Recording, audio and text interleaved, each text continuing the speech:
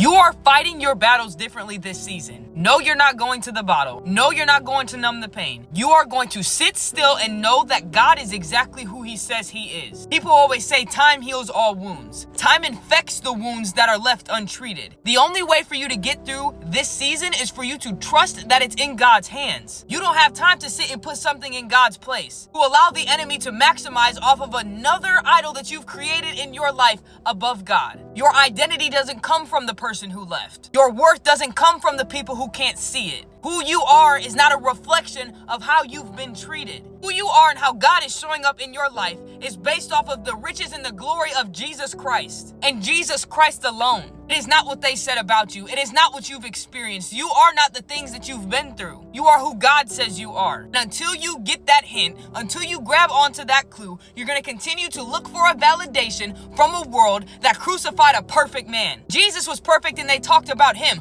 Of course they're going to talk about you. But sooner or later, you're going to have to allow the true identity of who you are to outlive the things that people are saying. Outlive the things that you think are going to destroy you. You know that song that says live through it? You have to let your righteousness outlive that anxiety. You have to let the peace of God, which surpasses all understanding, outlive that anxiety. You have to let the joy of the Lord that is my strength outlive the depression. Every single breath that you take, God, I thank you, even if it feels like a chore. God, I thank you for the things that you're doing. I thank you for the things that I've experienced. I thank you for those that left me. I thank you for the people that counted me out. I thank you for the situations that didn't turn out the way that I thought that they should. God, I thank you for each and every breath that I take. I thank you for the way that you're working in me. I thank you for the way that even if everybody else leaves, you chose to stay. This season is not a season where you get to cower back and you get to cry in the back seat when God has given you a front row kind of faith. This is a season for you to allow yourself not only to stand still and know that God is God, but to step up and say, it's my God, that no weapon formed against me shall prosper, that if he goes before me, who could stand against me? This is not a season for you to cower away in fear, anxiety, and depression.